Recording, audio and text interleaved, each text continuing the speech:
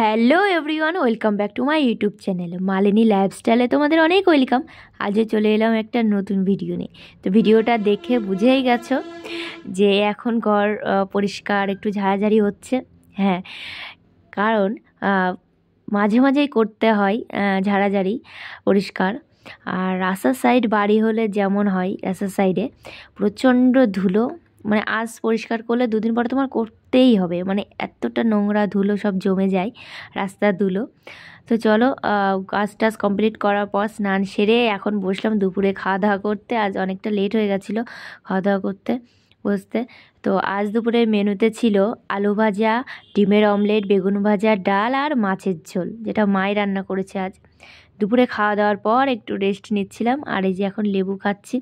যদিও ঠান্ডা লেগেছে তবুও বেশ ভালোই লাগছিল, টকটক মিষ্টি মিষ্টি লেবু খাচ্ছি।